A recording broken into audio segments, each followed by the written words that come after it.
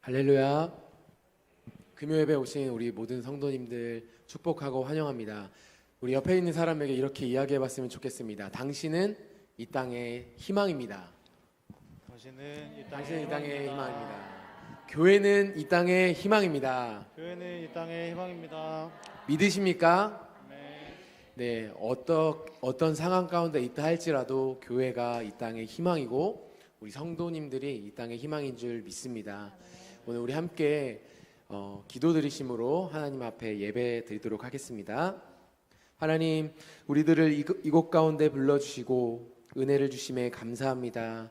오늘 이 저녁에 성령께서 우리 마음을 붙들어 주시고 우리를 새롭게 하여 주옵소서. 예수님 이름으로 기도드립니다. 아멘.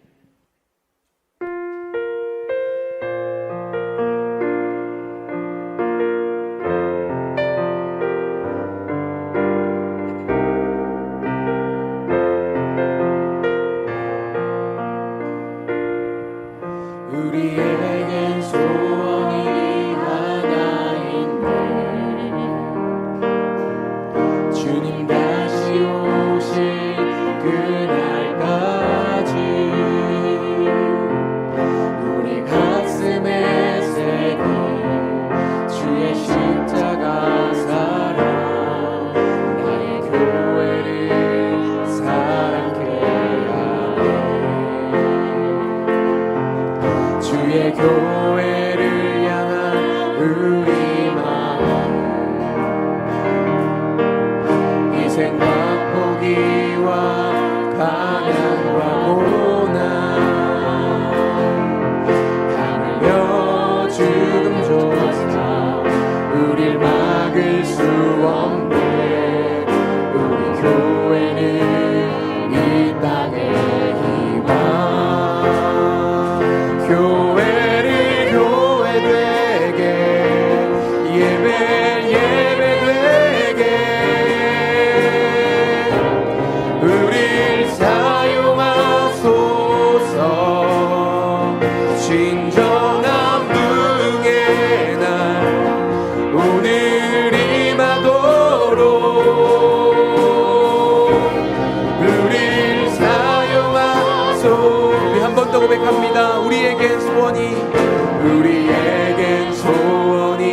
하나인데 주님 다시 오실 그날까지 우리 가슴에 새긴 주의 십자가 사랑 나의 교회를 사랑케 하네. 주의 교회를 향한 우리 마음 희생과 포기와 가난과 고난 하늘며 죽음조차 우릴 막을 수 없네. 우리 교회는 이 땅의 희망. 교회를 교회되게 예배 예배되게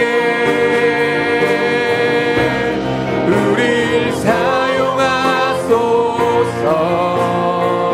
진정한 부흥의 날 오늘 임하도록 우릴 사용한 성령 안에 예배하리라. 성령 안에 예배하리라. 자유의 마음으로 사랑으로 사역하리라. 교회는 생명이니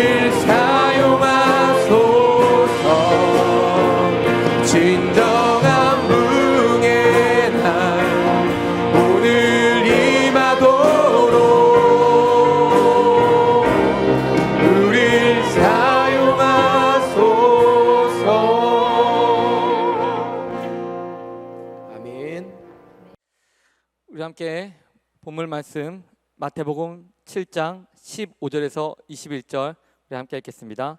마태복음 7장 15절에서 21절까지 말씀입니다. 읽겠습니다. 거짓 선지자들을 삼가라. 양의 옷을 입고 너희에게 나오나 속에는 노략질하는 일이라.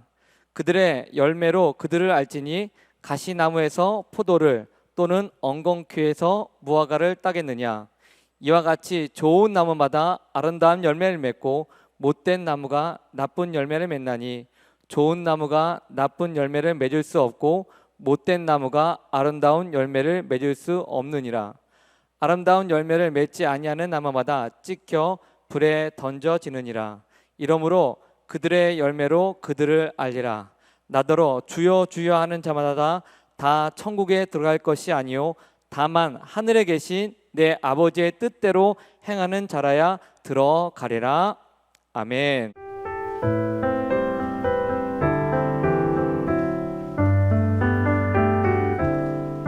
저장 및 꼬리에 있을 아직 맺혀 있는 그때 귀에 은은히 소리 들리니 주 음성 분명하다. 주님 나와 동행을 하면서 나를 친구 삼으셨네. 우리 서로 받은 그 기쁨은 알 사람이 없도다.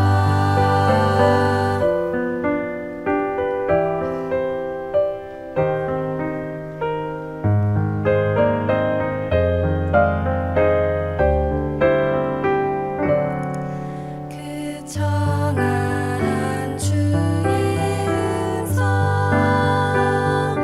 우는 새도 잠잠케 한다. 내게 들리던 주의 음성이 내 귀에 쟁쟁하다. 주님 나와 동행을 하면서 나를 친구 삼으셨네. 우리 서로 받은 그 기쁨은 알 사람이 없도다.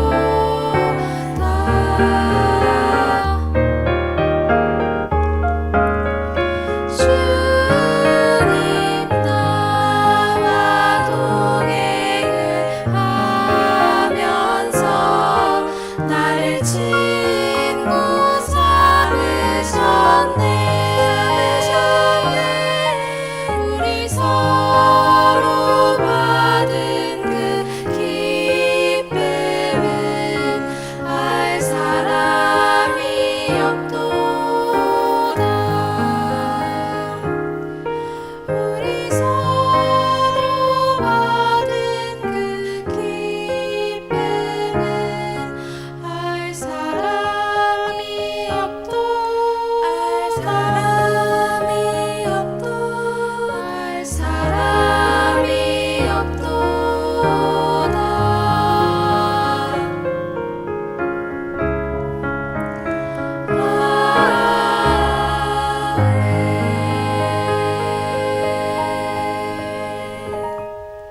아멘. 잠시 기도하겠습니다. 존귀하신 주님 감사합니다. 우리에게 하나님을 사랑하는 마음을 부어주시고 하나님의 거룩한 자녀로 이 땅 가운데 살아가게 하심을 감사합니다. 시간 하나님 앞에 하나님 예배하는 하나님 귀한 거룩한 주의 자녀들이 하나님 앞에 나왔사오니 하나님의 한량없는 은혜를 허락하여 주시옵소서. 비록 얼굴을 대면하고 예배를 드리지 못하지만 있는 그 자리에서 하나님의 얼굴을 대면하게 하여 주시옵시고 하나님의 임재 가운데 하나님의 부어주시는 풍성한 은혜를 누리는 귀한 시간 되게 하여 주시옵소서. 이 시간 말씀을 듣습니다. 말씀이 하나님 우리 삶을 변화시키게 하여 주시옵시고 하나님 말씀을 붙잡고 하나님 매일매일 승리하는 주의 거룩한 백성들 되게 하여 주시옵소서. 이 시간 함께 하실 것을 기대하며 살아계신 예수의 이름으로 기도드립니다. 아멘. 잠시 광고 말씀 먼저 드리도록 하겠습니다. 정부의 시책에 따라서 원래는 8월 마지막 주까지 온라인 예배로 드리려고 했으나 정부의 시책이 바뀌어서 더 연장되었습니다. 그래서 9월 6일 주일까지 온라인 예배를 연장하게 되었습니다. 좀 불편하시겠지만 우리 가정에서 온라인으로 송출되는 예배에 참석하셔서 계속 예배를 드리셨으면 감사하겠습니다. 그리고 두 번째 광고입니다. 리모델링을 위한 준비 모임이 있습니다. 관련 부서장들의 연석회의가 이번 주 주일 오후 2시에 본당에서 있을 예정이오니 해당되시는 분들은 꼭 참석해 주시기 바랍니다. 오실 때는 꼭 마스크를 쓰고 오셔야 되고요. 그리고 혹시 나도 궁금하다 하시는 분들을 위해서 특별히 중직자들을 위해서 유튜브로 라이브 중계한다고 합니다. 그러니까 그 시간에 문자로 그 회의를 볼 수 있는 주소가 다 발송될 것입니다. 그래서 관심 있는 분들은 그 유튜브를 통해서 회의를 보시면 되겠습니다. 그러면은 말씀 우리 함께 보도록 하겠습니다. 제목은 열매의 참 의미, 열매의 참 의미라는 제목으로 말씀 나누도록 하겠습니다. 어떤 사람이 무언가에 시간을 들이는가를 보면 그 사람의 관심을 알 수 있습니다. 이렇게 말하면 대부분의 사람들이 많은 것이 1인데 그럼 1이 내 관심이냐? 1하고는 상관없습니다. 일 외에 가장 많은 시간을 투자하는 그것이 바로 본인 자신의 관심일 것입니다. 여러분은 어떤 곳에 여러분의 마음을 두고 계십니까? 혹시 핸드폰을 보거나 아니면 TV 드라마나 아니면 예능을 보는 거나 아니면 부동산 정보를 계속적으로 살펴보거나 아니면 주식을 계속적으로 본다든가 아니면 스포츠를 본다든가 아니면 스포츠에 직접 참여한다든가 그것이 바로 우리가 시간을 투자하는 가장 많이 투자하는 그것이 바로 우리의 관심입니다. 그렇다면 여러분은 어느 곳에 여러분의 관심을 두고 계십니까? 혹시 여러분 1만 시간의 법칙이라는 이야기를 들어보셨습니까? 뭐든지 한 분야에 1만 시간을 투자하면 그 분야의 전문가 또는 성공하는 사람이 된다라고 말하고 있습니다. 이게 바로 1만 시간의 법칙입니다. 그것이 지식적인 것이면 그리고 학습적인 것이면 그것의 최고의 권위자가 되고 사업이나 기술이면 그 직종이나 기술에 성공한 사람이라는 타이틀을 얻게 된다고 합니다. 24시간을 하루로 계산해서 1만 시간은 416일입니다. 꽤 많은 시간이죠. 꽤 많은 날입니다. 24시간으로 따졌을 때 416일 1년이 넘는 시간입니다. 365일 1년이니까요. 그러나 누가 잠도 안 자고 공부하거나 투자하거나 노력하지 않습니다. 하루에 평균 8시간을 공부하거나 기술 습득에 투자한다고 했을 때는 1250일입니다. 그러니까 3년 4개월이 걸리는 거죠. 3년 4개월. 그러나 우리가 하루에 직장을 다니거나 산업장을 운영하면서 8시간 공부하고 기술을 배우는 것도 좀처럼 쉽지 않습니다. 그만큼 한 분야의 전문가나 성공한 사람이 되려면 엄청난 노력이 필요합니다. 잠도 안 자고 24시간을 416일을 노력하거나 아니면 하루에 8시간씩 투자해서 3년 4개월을 걸린다. 근데 이게 결코 쉬운 일이 아닌 것이죠. 그래서 보통 5시간, 6시간으로 계산하면 더 늘어납니다. 한 분야의 전문가가 되거나 성공한 사람이 되는 것은 결코 쉬운 일이 아닌 것을 알 수 있습니다. 저랑 가까이 지내는 한 분의 선교사님이 최근에 코로나로 인해서 한국에 들어와 계셔서 만났는데 그분이 언제 다시 선교지로 돌아갈지 몰라서 이 한국에 있으면서 어떤 일을 할까 막 생각해 보다가 그분이 저와 대화하는 중에 그런 이야기를 하더라고요. 선교비가 점점점 예전만큼 들어오지 않습니다. 참 힘든 시간을 보내고 있어요 라고 얘기를 하더라고요. 처음 파송돼서 나갈 때는 많은 성도님들이 관심을 갖고 후원도 많이 했는데 시간이 지날수록 후원금도 줄어들고 관심도 줄어드는 안타까움을 이야기하면서 특별히 최근에 코로나가 발생해서 더 많은 어려움을 겪고 있다. 그래서 후원하는 교회도 많이 줄어들었고 교인들도 많이 줄어들었다. 그래서 내가 있는 동안 어떻게 할까 많은 고민을 하면서 많은 후원자를 일으킬 어떤 방법이 없을까 생각하다가 그분이 요즘 많은 시간을 들여서 공부를 하나 하는데 뭐냐면 바로 주식 공부를 한다는 거예요. 선교사님이. 요즘처럼 좀 이렇게 원래 선교제에 있거나 가끔 한국에 들어오면은 사람을 많이 만나야 되고 또 후원자를 일으키고 그리고 짧은 어떤 기약된 시간이었지만 지금처럼 코로나 때문에 무한정 기다려야 되는 이 시간을 어떻게 보낼까 하다가 주식 공부를 하게 됐다는 것이에요. 그분은 하루에 5에서 6시간을 공부하는 것에 투자하고 있다고 합니다. 유튜브를 보면서 그리고 그동안 많은 책 관련 주식 관련된 책을 보면서 그리고 시장의 흐름, 과거의 시장이 어떻게 되는지 이걸 보면서 자료를 해보면서 경제의 흐름을 파악하고 이 사회의 흐름을 파악하는데 본인의 시간을 투자한다고 하는 것이죠. 그래서 지금 주식시장이 어떻게 움직였는지 이때 이런 뉴스 때문에 지금 이렇게 주식시장이 이렇게 바뀌었구나 과거의 주식의 흐름을 보면서 전체적인 주식에 관련된 정보를 얻는다고 해요. 그러면서 자신은 1만 시간은 몰라도 최소한 1000시간은 공부하려고 노력하고 있다. 그럼 1000시간 대충 해보니까 그분이 하루에 5, 6시간을 공부하고 있다고 하니까 6개월이 걸리더라고요. 1000시간 채우려면 6개월. 예. 코로나로 인해서 점점 선교에 대한 어려움이 있고 한국교회 위축이 선교지에도 영향을 받기에 그분의 노력에 대단하다라는 박수를 보내기보다는 조금 안타까운 마음이 그 얘기를 들으면서 들었습니다. 많은 성도들이 위대한 성경 인물로 뽑는 믿음의 선진인 바울은 자신의 관심이 오직 영혼 구원에 있다라고 성경 여러 곳에서 밝히고 있습니다. 그렇게 자신의 영적 아들인 디모데에게 마지막 유언과 같이 쓴 그 디모데 후서 편지에 그 마음을 나누고 있습니다. 우리 함께 디모데 후서 4장 1절과 2절 말씀 한번 읽어보겠습니다. 디모데 후서 4장 1절 2절입니다. 읽겠습니다.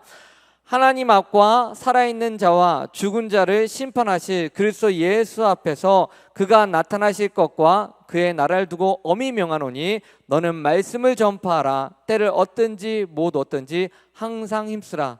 범사에 오래 참음과 가르침으로 경책하며 경계하며 권하라. 여기서 말씀을 전파라는 말씀하신 것은 단순히 성경 이야기를 알려라, 널리 알려라 그 말이 아니죠. 디모데서 4장 5절에 디모데가 전파해야 될 말씀은 하나님의 아까 너는 말씀을 전파할 때 하나님의 이 말씀은 뭐냐면 복음임을 말해주고 있습니다. 이것이 바로 바울의 관심이고 바울이 남긴 유일한 부탁입니다. 바울은 자신의 사명이 복음 전파. 그래서 자기가 사랑하는 아들 디모데에게도 너도 말씀을 전해라. 그 말씀이 뭐예요? 복음. 사랑하는 성촌의 성도 여러분, 코로나의 여파로 인해서 비대면 예배를 드려야 하고 더 이상 교회가 세상 사람들의 칭찬은커녕 지탄의 대상이 된 이때 여러분은 어떤 곳에 여러분의 마음을 두고 계십니까? 여러분은 어떤 것에 가장 많은 시간을 투자하고 계십니까? 호랑이는 죽어서 가죽을 남기고 사람은 죽어서 이름을 남긴다고 했습니다. 그리스도인들이라면 그러면 어떤 삶을 남겨야 될까요? 여러분에게 각자에게 하나님께서 주신 뜻이 있을 텐데 여러분은 어떤 것에 여러분의 시간을 투자하고 여러분의 삶의 이유를 남기고 있습니까? 오늘 본문은 우리에게 어떤 삶을 살아야 되는지 말해주고 있습니다. 먼저 본문의 21절 말씀, 본문 마태복음 7장 21절 말씀 한번 읽어보겠습니다. 읽겠습니다. 시작. 나더러 주여 주여 하는 자마다 다 천국에 들어갈 것이 아니요 다만 하늘에 계신 내 아버지의 뜻대로 행하는 자라야 들어가리라. 아멘. 결국 우리가 마지막 때 하나님 나라에 들어가긴 것, 그것이 최종 목적이라면 그 들어가는 그 과정까지가 어때 된지, 그리고 나는 어떤 삶을 살았다라고 하나님 앞에 이야기할 수 있는지 우리는 고민해 볼 필요가 있다는 것이죠. 오늘 본문 21절은 이렇게 얘기하고 있어요. 천국에 들어가는 건 그것이 중요한데 다만 하늘에 계신 내 아버지 뜻대로 하는 것이 중요하다라고 우리에게 알려주고 있습니다. 아버지의 뜻대로 살아야 제대로 된 삶인 것이죠. 하나님 나라에 들어가기 위해서 예수 믿으면 다 해결되는 거 맞습니다. 그러나 예수 믿는 것, 당연히 예수 믿는 사람이면 그 예수 믿음으로 말미암아 천국에 들어가는 것, 그러나 결과의 문제가 아니라 과정의 문제, 어떤 삶을 살아서 천국에 들어가느냐, 그 질문, 그 이야기를 하고 있는 것입니다. 그렇게 20절에 이러므로 그들의 열매로 그들을 알리라 라는 말로 예수 믿는 사람들은 하나님 나라에 들어가는데 그 과정이 열매를 통해서 나타난다 이야기하고 있는 거예요. 예수님께서는 우리의 모습, 우리의 행동을 통해서, 우리의 삶과 그 결과들을 통해서 우리가 누구를 믿었는지 드러나게 되고 어떤 삶을 살았는지 드러나게 된다라고 이야기할 수 있는 것이죠. 흔히 사랑하는 사람, 연애하는 사람은 티가 난다라고 이야기합니다. 얼굴에 티가 나는 것이죠. 사랑을 하면 외모가 막 이뻐지고, 우리 자매님 이뻐졌는데, 집사님 이뻐졌는데요. 아이를 키우면 아이를 사랑하는 마음이 막 드러나니까 얼굴이 이뻐지는 거예요. 연애하는 청년들 얼굴 보면 막 밝아요. 근데 시험 기간 중에 있는 청년들 보면 얼굴이 어두워요. 왜요? 그것 때문에 힘들고 어려우니까. 우리가 예수 그리스도를 사랑하면 그에 따른 행동의 변화, 삶의 변화가 나타나야 정상입니다. 그것을 예수님께서는 열매로 알 수 있다라고 표현하고 있습니다. 그리고 그것이 하나님의 아버지의 뜻을 따라 사는 삶이다라고 말하는 것입니다. 그런데 예수님께서 이 본문을 말씀하신 배경은 13절에서 14절을 통해서 알 수 있습니다. 우리 함께 본문보다 좀 앞에 가서 마태복음 7장 13절 14절 말씀 한번 읽어보겠습니다. 읽겠습니다. 시작. 좁은 문으로 들어가라. 멸망으로 인도하는 문은 크고 그 길이 넓어 그리로 들어가는 자가 많고 생명으로 인도하는 문은 좁고 길이 협착하여 찾는 자가 적음이라. 아멘. 그렇습니다. 예수님은 자신을 따른 제자들에게 그들의 삶이 어떠해야 되는지 분명하게 말씀하고 있는 것이죠.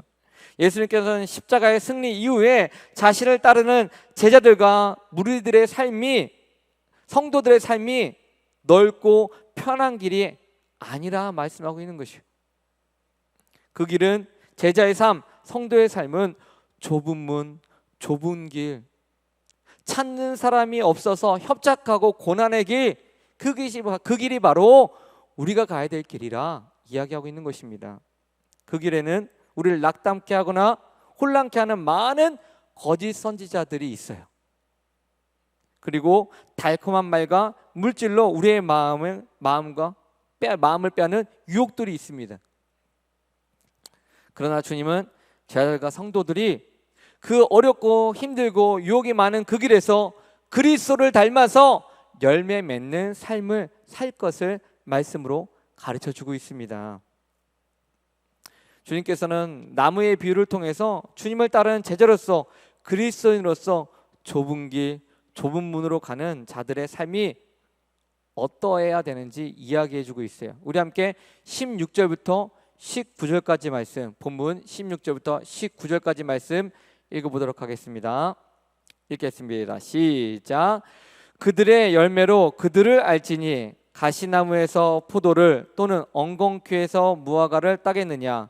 이와 같이 좋은 나무마다 아름다운 열매를 맺고 못된 나무가 나쁜 열매를 맺나니 좋은 나무가 나쁜 열매를 맺을 수 없고 못된 나무가 아름다운 열매를 맺을 수 없느니라. 아름다운 열매를 맺지 아니하는 나무마다 찍혀 불에 던져지느니라.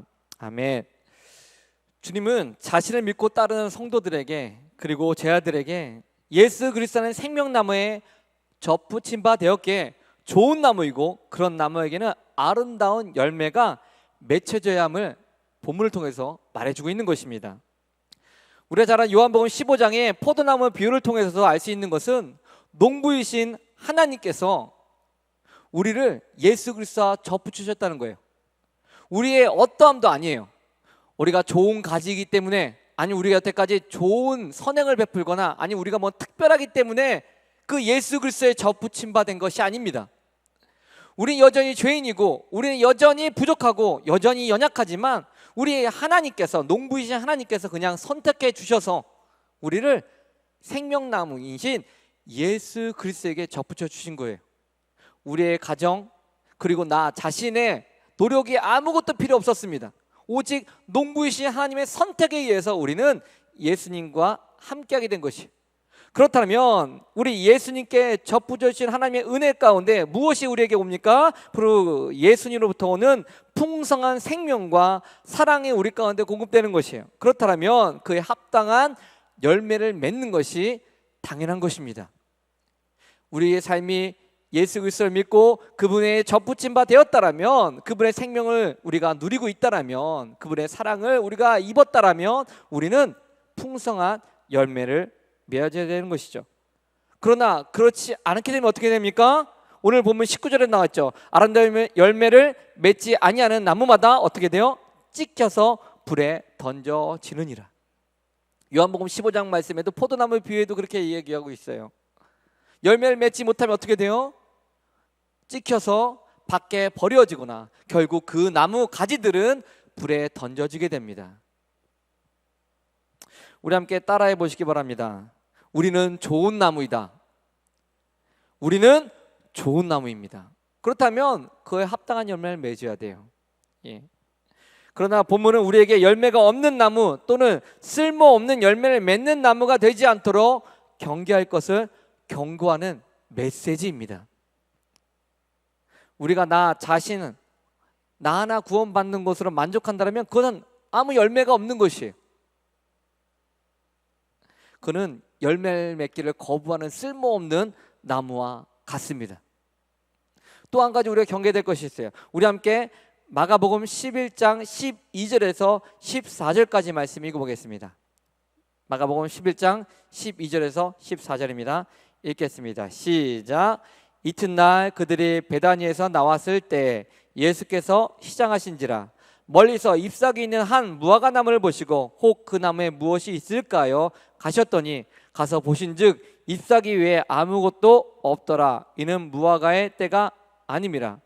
예수께서 나무에게 말씀하여 이르시되 이제부터 영원토록 사람이 내게서 열매를 따먹지 못하리라 하시니 제 아들이 이를 듣더라. 아멘. 이 본문은 예수님께서 제 아들과 마지막으로 예루살렘 그 십자가에 지시기 위해 올라가셨던 그 예루살렘에 들어가기 바로 전 베다니에 있었던 일입니다. 멀리서 보기에 잎이 무성하여 열매가 있을 것을 기대하고 무화과한테 갔어요. 그런데 가까이 가서 보니까 잎사귀만 무성하지 열매가 없는 거예요.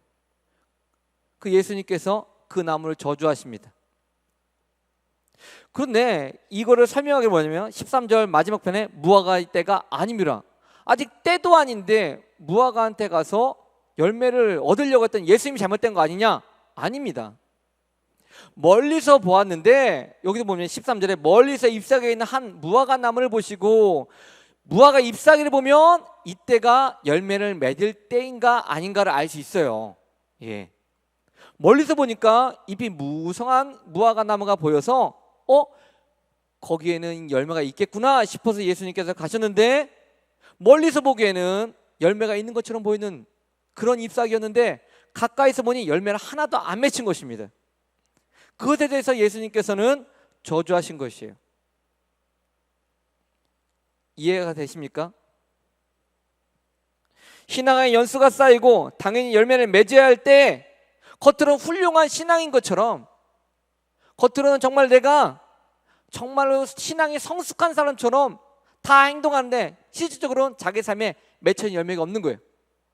뭐 그것이 전도이든 아니면 봉사이든 아니면 다른 어떤 선한 행실로 나타나는 거든, 그리스도인으로서 예수 그리스도의 사랑을 입은 자로서 겉모습은 훌륭한 신앙인 것처럼 말로는 입에서 나오는 용어나 단어가 그리스도인들이 많이 사용하는 어떤 표현하는 사랑, 선행, 형제, 자매, 축복합니다, 사랑합니다 말로는 하지만 행동으로 나타나는 열매가 없다는 것이. 그럼 우리는 어떤 열매를 맺어야 합니까? 본문은 그 힌트를 주고 있습니다. 우리 다시 한번 21절, 본문 21절 말씀 읽어보겠습니다. 읽겠습니다. 시작. 나더러 주여 주여 하는 자마다 다 천국에 들어갈 것이 아니요 다만 하늘에 계신 내 아버지의 뜻대로 행하는 자라야 들어가리라. 입술로만 말해서는 열매 맺는 삶이 아닌 것이에요. 하늘 아버지의 뜻대로, 하나님 아버지의 뜻대로 행하는 자야 비로소 열매 맺는 자이고, 그리고 천국에 들어갈 수 있다고 이야기하는 것입니다. 아버지의 뜻대로 행하는 것. 그럼 여러분, 아버지의 뜻은 무엇입니까? 똑같지 않아요. 우리가 생김새가 다 다르고 우리가 다 내면이 다른 것처럼 영적인 모습이 다 다른 거예요. 하나님께서도 여러분의 각자에게 갖고 있는 뜻이 다 달라요. 거룩한 주의 자녀로, 성도로 살아가는 이 땅에서 여러분 각자에게 다른 분량을 주셨고 다른 은사를 주셨고 그에 따른 열매가 다르길 기대하고 계시다는 것입니다. 우리 예수님께서도 그 목적, 하나님께서 예수님을 통해서 드러나길 원하시는, 이루고 싶어하는 열매가 있었다는 것이에요. 우리 마가복음 1장 38절과 39절 읽어보겠습니다. 마가복음 1장 38절 39절입니다. 읽겠습니다. 시작. 이르시되 우리가 다른 가까운 마을들로 가자. 거기서도 전도하리니 내가 이를 위하여 왔노라 하시고, 이에 온 갈릴리에 다니시며 그들의 여러 회당에서 전도하시고 또 귀신들을 내쫓으시더라. 아멘.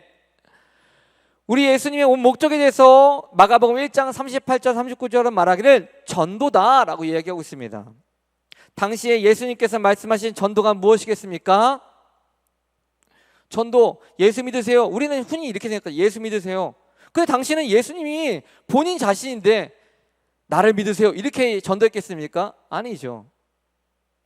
여러분은 어떻게 전도하십니까? 대부분의 성도들이 예수 믿으세요라고도 하지만 많은 사람들이 하는 이야기가 뭐냐면, 많은 성도들이 자신이 다니는 교회에 대해서 이야기하고 초청합니다. 예, 그것을 대부분 전도라고 생각해요. 저는 땡땡 교회에서 나왔는데 전 성천교회 다니는 누구누구인데요. 저는 성천교회 다니는데요. 혹시 교회 안 다니시면 저희 교회 한번 나와보세요. 이걸 전도로 생각해요. 예, 물론 그것도 맞습니다. 그러나 전도의 정확한 뜻은 그런 것이 아니에요. 그런 것이 아닙니다. 뭐 우리 교회 좋습니다. 우리 교회 목사님 훌륭합니다. 우리 교회 참 좋은 교회고 사랑이 많은 교회입니다. 나오면 저희 성천교회 나오면 행복합니다. 그것은 나중 이야기예요. 나중 이야기. 정작 중요한 것이 빠진 것이죠. 당시 예수님께서 어떻게 전도하셨을까요? 아직 십자가를 지지도 않으셨습니다. 나를 믿으면 너희 죄가 해결된다 라고 말할 수 없어요. 왜요? 아직 십자가를 지시지 않았기 때문에. 그렇다면 예수님은 어떤 전도를 하셨습니까? 바로 예수님께서 하신 것은 하나님 나라를 가르치셨던 것이죠. 하나님 나라에 대해서 이야기하고 하나님 나라가 어떤 곳인지 우리 예수님께서는 알리셨던 것입니다. 어느 한 곳을 정해놓고 다니지 않았어요. 여러 곳에 다니면서 두루두루 다니면서 갈릴리와 그 주변 지역을 다니면서 하나님 나라에 대해서 유대인들에게 말씀해 주셨던 것이죠. 영원한 나라, 우리가 가야 될 본향 천국에 대해서, 그 소식에 대해서 알려주신 것, 그것이 바로 당시의 전도였고 복음이었습니다. 그렇다면 많은 사람들이 듣고 나도 하나님 나라 가고 싶습니다. 그럼 어떻게 됩니까? 그랬을 때 예수님께서 어떻게 되는지 말씀해 주신 것이죠.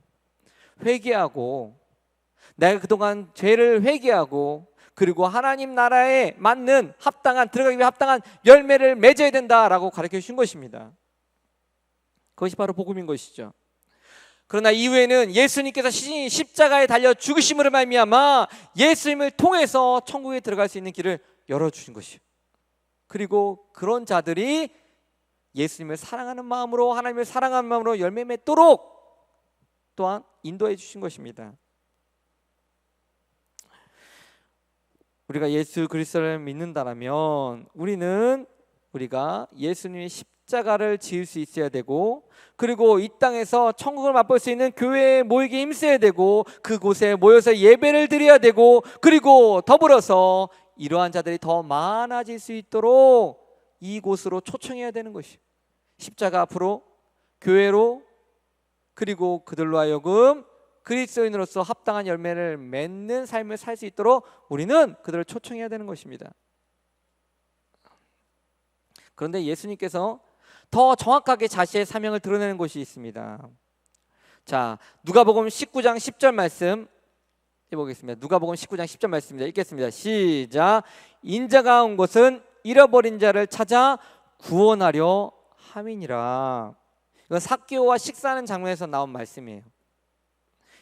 예수님께서 인자가 온 것은 잃어버린 자를 찾아서 구원하려 함이니라. 약간 전도의 목적이 됐다면 더 구체적으로 말한 것이 무엇이에요? 구원하려 함이라. 구원.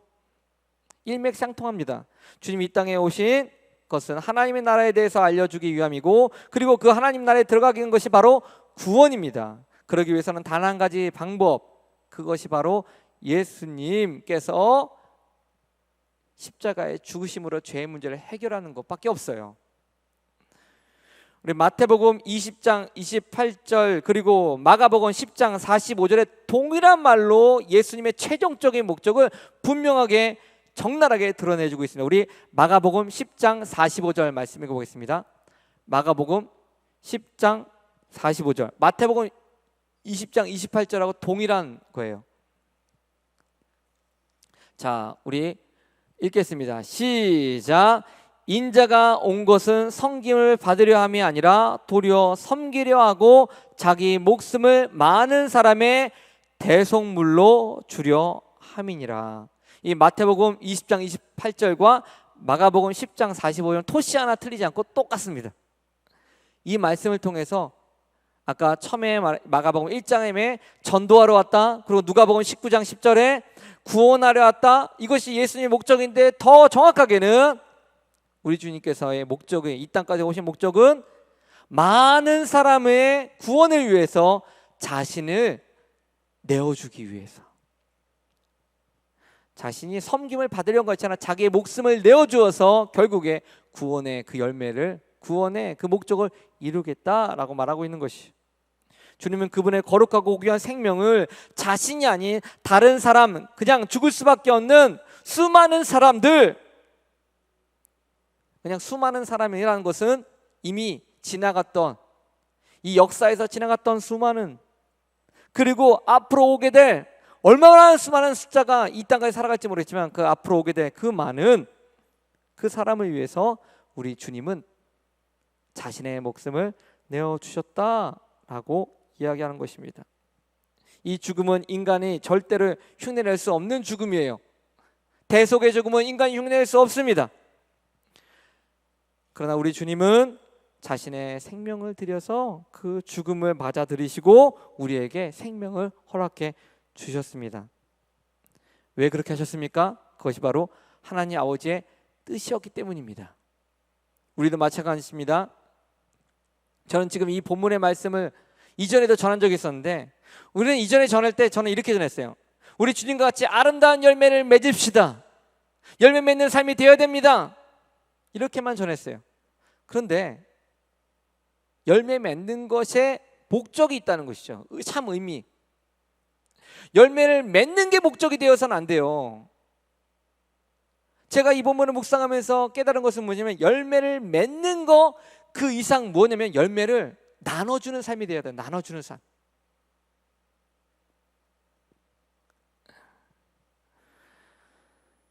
우리 주님은 자기의 생명을 드렸습니다. 그게 바로 그분의 열매였어요. 자신의 거룩하고 고귀한 생명을 다른 사람이 먹을 수 있도록 죽음이라는 십자가에서 죽으심을 통하여서 열매를 나눠주신 것입니다. 저는 열매에 주목하고 더 좋은 열매, 풍성한 열매, 유익한 열매를 맺어야 되는 것에 저는 그동안 관심이 있었어요. 그리스도인들이 더 유명한 자가 되어야 되고, 더 많은 것을 나눠줄 수 있는 소유해야 되고, 더 좋은 어떤 사람들의 그러니까 우러볼 수 있는 대상이 된다는 생각만 했었어요. 그것이 축복이다, 그것이 은혜이다. 그런데 우리 주님의 본문에 이 말씀을 통해서 우리에게 전해주는 메시지는 바로 예수 그리스도의 십자가의 죽음, 그것이 우리 삶에 있어야 된다는 것이에요. 사과나무에 사과가 열렸다면 그 이유의 목적이 무엇입니까? 그 사과나무가 맺혀지는 것에 목적이 있는 것이 아니라 누군가는 그 사과를 따서 먹고 그 사과를 섭취함으로 말미암아 비타민 C, 비타민 D 그것들이 그 먹는 사람에게 흡수되는 것, 그것이 목적인 것이죠. 귤나무가, 밤나무가 어떠한 나무든 열매 맺는 나무라면 그것이 크든 작든 아니면 그 과실이 달든 조금은 좀 싱겁다 할지라도 그것을 먹게 하는 것이 목적이잖아요. 먹게 하는 것.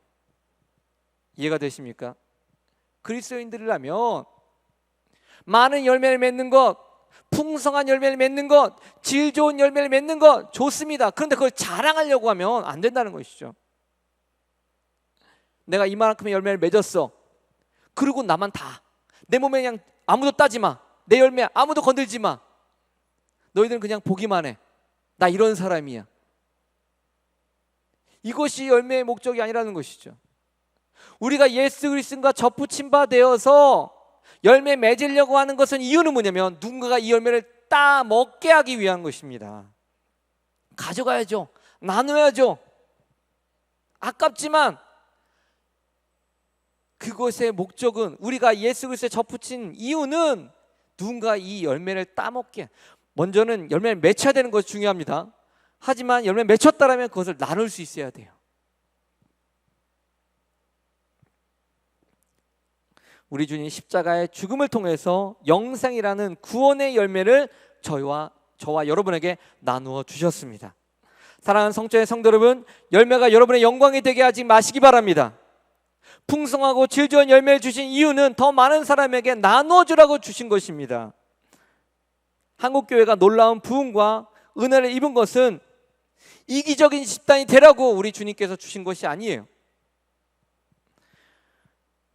우리 교회 더 크게 아름답게 짓고, 우리 교회 성도들 더 맛있는 음식 먹고 더 좋은 차 타고 다니라고 축복하신 것이 아닙니다. 건물 증축하고 우리 버스 바꾸고 식당에 더 좋은 재료 들여다 놓고 예배당의 편의를 더 좋게 만드는 것, 그것이 하나님께서 한국교회를, 성전교회를 축복한 이유가 아니라는 것이죠.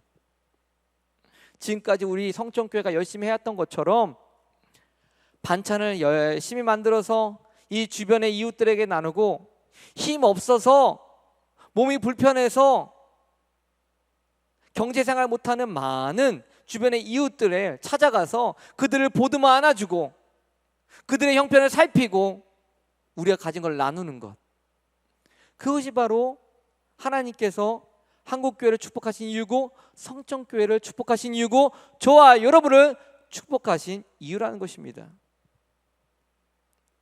우리의 삶에 열매가 맺혀지기 위해서 노력해야 되지만 그 열매를 맺은 그 열매를 가지고 나눠야 되는 것이에요. 나눠야 되는 거예요.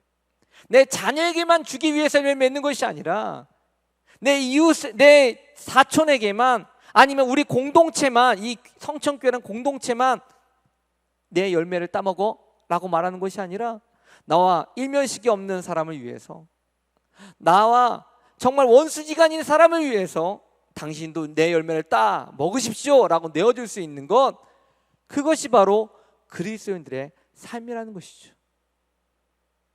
그것이 바로 아버지의 뜻입니다. 이제 말씀 정리하겠습니다. 코로나로 인해서 많은 어려움을 겪고 있습니다. 특별히 한국교회가 많은 어려움을 당하고 있어요. 지금 온라인 예배를 드려야 되고, 그리고 만나고 싶어 만나지 못하고 모이지 못하고 교회만 핍박하는 것 같고 교회만 이름만 들먹이는 것 같아요. 그럴 때 우리가 고집 피우고 이렇게 됩니다 저렇게 됩니다 이렇게 얘기하는 것이 아니라 나는 어떤 열매를 맺혀서 이 열매를 나눌까에 대해 고민해야 돼요. 지금 성촌교회 전도하는 거 다 멈췄잖아요. 다 멈췄어요. 많은 교회를 전도 축제 안 합니다. 못하죠. 그럼 우리 전도는 더 이상 할 수 없는 거예요. 온라인 예배가 멈춰지고 이제 대면 예배가 드려지고 이제 코로나 바이러스가 백신과 그 다음에 치료제가 나올 때까지 우리 전도 멈춰야 됩니까? 아니에요. 이미 여러분이 갖고 있는 열매들을 통해서 나누기 시작하는 것이 전도이고 하나님 나라의 복음의 전파입니다. 사랑하는 성촌의 성도 여러분, 지금 있는 그 자리 어렵고 힘들고 괴롭지만 여러분 우리 주님이 주신 은혜를 통해서 열매를 맺으시기 바랍니다. 그리고 맺는 것으로 끝나는 것이 아니라 작은 열매다 할지라도 영양가가 질이 별로 그렇게 좋지 않다 할지라도 아직 달지 않다 할지라도 나눠야 돼요. 나눠야 돼요. 그것이 바로 우리 주님께서 저와 여러분을 축복하신 이유고 한국교회를 축복하신 이유고 성촌교회를 축복하신 이유라는 것이죠. 오늘 이 금요 기도에 나오지 못하고 함께 기도하지 못하고 함께 찬양하지 못한 안타까움은 있지만 있는 그 자리에서 여러분 열매를 맺으시고 그 열매를 나누는 저와 여러분들에게 주의를 축복합니다. 그럴 때야 비로소 이 모든 어려움들이 종식되었을 때 우린 칭찬받기 위해서 하는 행동이 아니라 정말 우리 주님께서 우리를 어떻게 평가하실지를 우리는 생각하면서 우리의 삶을 갖고 나가야 돼요. 세상 사람들의 평가, 교회에 대한 손가락질 그것이 두려워서 뭘 하는 것이 아니라 우리 주님께서 마지막 때에 우리를 어떻게 평가할지를 우리는 염두에 두면서 이 땅에 살아가야 된다는 것입니다.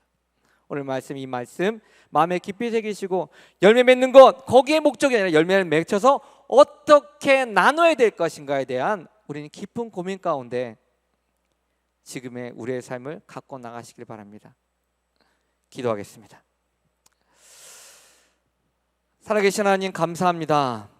예수 그리스도를 통해서 우리에게 풍성한 생명을 전해주셨던 그 은혜에 하나님 우리가 주의 거룩한 자녀로 성도로 생명을 누리는 자로 있다라면 예수님께서 죽음을 통해서 그 열매를 나눴던 것처럼 우리도 주님께서 주신 이 풍성한 은혜를 그 생명을 각자의 모습에 맞게 하나님께서 주신 그 뜻에 맞게 열매를 맺게 해주시고 그리고 그 열매를 아까워하지 않고 나누는 자들로 하나님 우리를 사용하여 주시옵소서.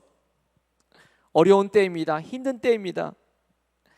하나님 사랑하는 교회 나오지 못하고 기도할 제목이 그렇게 많은데도 함께 기도하지 못하고 각자의 처소에서 하나님 예배드릴 수밖에 없고 기도할 수밖에 없지만 하나님 이때에도 우리 주님은 일하고 계시며 우리의 기도를 듣고 계심을 믿습니다. 내가 하나님 했던 작은 선행들 내가 베풀었던 그 선행들 우리 주님이 아시오니 하나님 내가 포기하지 않게 하여 주시옵시고 낭망하거나 지치지 않게 하여 주시옵시고 그리스도의 거룩한 자녀로서 있는 그곳에서 열매 맺고 열매를 나눌 수 있는 하나님 우리 모두 되게 하여 주시옵소서. 하루빨리 아닌 우리 코로나가 하나님 이 땅 가운데서 종식되게 하여 주시옵시고 하루빨리 치료제가 개발되게 하여 주시옵시고 하나님 백신이 개발되어서 더 이상 이것으로 인해서 하나님의 나라가 전파되고 복음이 전파되고 선교가 멈춰든 일이 일어나지 않도록 주님 역사하여 주시옵소서. 오늘도 우리에게 귀한 말씀 주셔서 감사드리며 존귀하신 예수님의 이름으로 기도드립니다. 아멘. 먼저 들은 말씀을 기억하며 개인의 삶과 가정을 위해서 기도하겠습니다. 오직 그리스도와 교회를 사랑하는 성도 되게 하소서. 날마다 주님과 동행하게 하시고 믿음의 선한 열매를 맺게 하소서. 매일 말씀과 기도에 힘쓰게 하시고 은혜 가운데 거하게 하소서. 하나님께서 주인된 가정 되게 하시고 가정 예배가 날마다 드려지게 하소서. 가족 모두가 평안하게 하시고 건강하게 하소서. 우리 함께 간절하게 기도하겠습니다.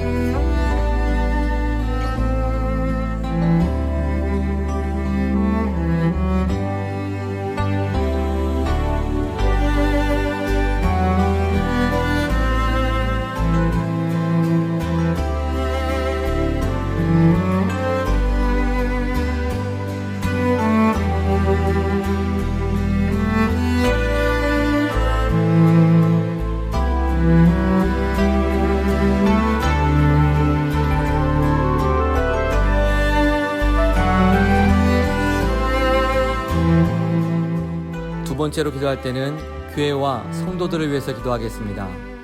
하루빨리 코로나가 진정되게 하셔서 예배가 정상화되게 하소서. 온라인으로 드려지는 예배 가운데서도 은혜를 경험하게 하시고 성천의 성도들이 예배를 더욱 갈망하게 하소서. 교회 리모델링이 은혜 가운데 잘 준비되게 하시고 공사 중에 안전사고 일어나지 않고 잘 진행되게 하소서. 다음 세대인 주일학교 학생들의 신앙이 성장하게 하시고 주님의 소명을 깨닫게 하소서. 육신과 마음의 병이 있는 환우를 긍휼히 여기시고 치유와 회복의 은혜가 있게 하소서. 우리 함께 기도하겠습니다.